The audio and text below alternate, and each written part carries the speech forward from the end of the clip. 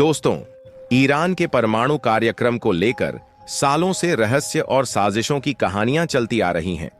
एक तरफ ईरान का दावा कि उसका परमाणु कार्यक्रम पूरी तरह से शांतिपूर्ण है, तो दूसरी तरफ अमेरिका और इजराइल का डर कि यह दुनिया के लिए सबसे बड़ा खतरा बन सकता है।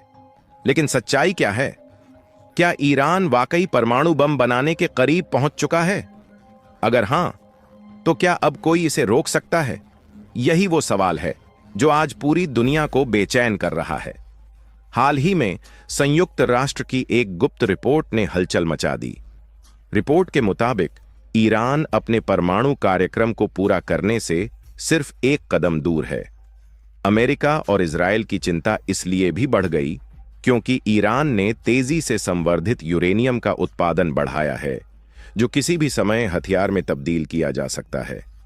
ये वही यूरेनियम है जिसे अगर 90% तक संवर्धित कर लिया जाए तो परमाणु बम तैयार होने में ज्यादा वक्त नहीं लगेगा। सवाल यह उठता है कि ईरान ऐसा क्यों कर रहा है?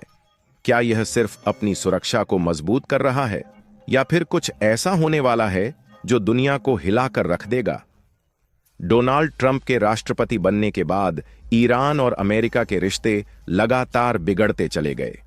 ट्रंप ने ईरान के साथ हुए ऐतिहासिक परमाणु समझौते से अमेरिका को बाहर निकाल दिया और उसके बाद ईरान पर कड़े प्रतिबंध लगाए, लेकिन ईरान झुका नहीं, बल्कि उसने अपने परमाणु कार्यक्रम को और तेज कर दिया। ईरान के सर्वोच्च नेता अयातुल्ला अली खामेनेई ने यहां तक कह दिया कि अमेरिका जैसे देशों से बातचीत करना बेवकूफी होगी। अब हालात ऐसे मोड़ पर पहुंच चुके हैं जहां खतरा पहले से कहीं ज्यादा बड़ा हो गया है। खबरें आ रही हैं कि ईरान ने अपने परमाणु ठिकानों को हाई अलर्ट पर डाल दिया है। क्यों? क्योंकि उसे शक है कि अमेरिका और इजराइल मिलकर उसके परमाणु कार्यक्रम पर हमला कर सकते हैं। ये चेतावनी ऐसे समय पर आई है जब मध्य पूर्व में तनाव पहले से ही अपने चरम पर है। क्या सच में कोई बड़ा हमला होने वाला है? ब्रिटेन के अखबार द टेलीग्राफ की एक रिपोर्ट बताती है कि ईरान ने अपने महत्वपूर्ण ठिकानों पर एडवांस्ड एयर डिफेंस सिस्टम तैनात कर दिया है। मतलब ईरान को यकीन है कि हमला कभी भी हो सकता है।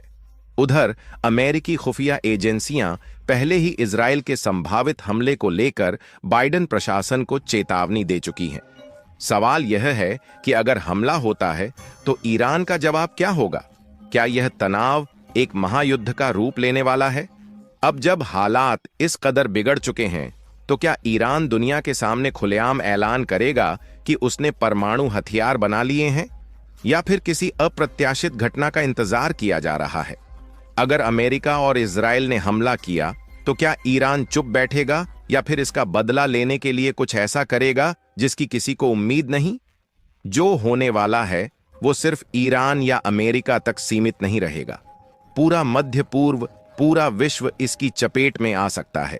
लेकिन असली सवाल यह है कि यह सब कब होगा?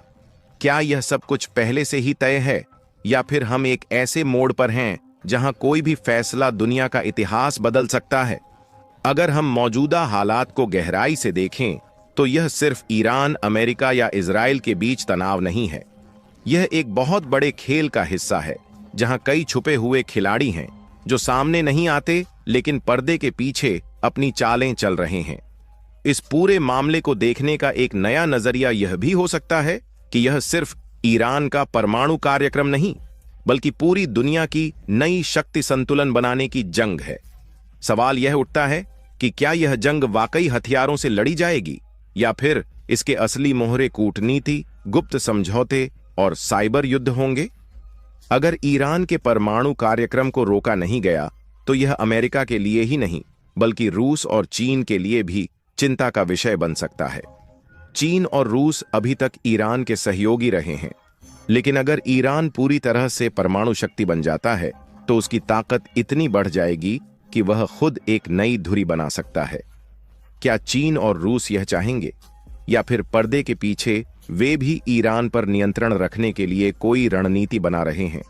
एक और बड़ा सवाल यह है कि अगर इजराइल और अमेरिका ने ईरान के परमाणु ठिकानों पर हमला कर दिया तो क्या ईरान सिर्फ जवाबी हमले तक सीमित रहेगा, या फिर वह ऐसे अप्रत्याशित कदम उठाएगा जो पूरी दुनिया को हिलाकर रख देंगे।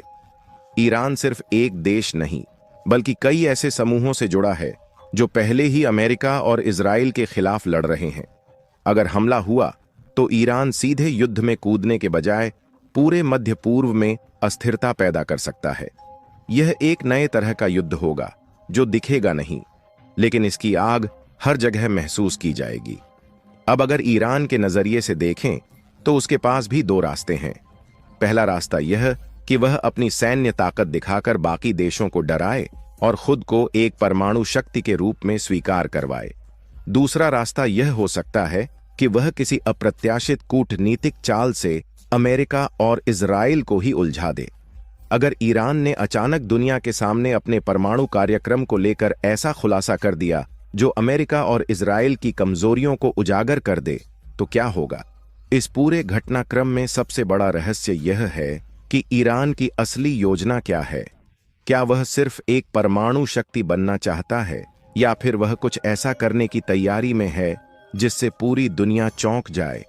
अगर हम इतिहास देखें तो सबसे बड़े युद्ध सिर्फ मिसाइलों और बमों से नहीं लड़े गए, बल्कि गुप्त योजनाओं और कूटनीतिक चालों से जीते गए हैं। सवाल सिर्फ यह है कि अगला कदम कौन उठाएगा और कब। ईरान की कोई भी गतिविधि अमेरिका और इजराइल के तनाव को बढ़ा देती है, लेकिन अब जो खबर सामने आई है वह डोनाल्ड ट्रंप और नेतन्याहू की चिंता को चरम पर पहुंचा सकती है। International atomic energy agency (IAEA) के डायरेक्टर ने सोमवार को गवर्नर बोर्ड को सूचित किया कि ईरान अब परमाणु बम बनाने के बेहद करीब पहुंच चुका है। उसके पास इतना यूरेनियम एकत्रित हो चुका है कि वह 6 परमाणु बम तैयार कर सकता है। इस खबर के बाद यूरोपीय देशों में भी हड़कंप मच गया है। IAEA के डायरेक्टर जनरल राफेल ग्रोसी ने खुलासा किया कि ईरान के पास 275 किलोग्राम यूरेनियम का भंडार हो गया है। यह मात्रा इतनी अधिक है कि वह हर महीने एक नया परमाणु बम बना सकता है। उन्होंने कहा कि हमें इस मामले की गहराई से जांच करनी होगी। जांच में यह पाया गया है कि तेहरान के पास 60% संवर्धित यूरेनियम है, जिसे आसानी से 90% तक संवर्धित कर हथियारों में बदला जा सकता है। इतना ही नहीं, अगर ईरान चाहे तो इससे 6 परमाणु बम तैयार किए जा सकते हैं और संभावना है कि यह संख्या और भी अधिक हो सकती है। महज 3 महीने पहले ही उसके पास 182 किलोग्राम यूरेनियम था। इजरायली और अमेरिकी खुफिया एजेंसियों का अनुमान है कि IAEA की रिपोर्ट से भी ज्यादा उन्नत स्तर पर ईरान परमाणु हथियार विकसित कर सकता है, क्योंकि अब उसके पास छोटे परमाणु बम बनाने की तकनीक भी उपलब्ध हो चुकी है।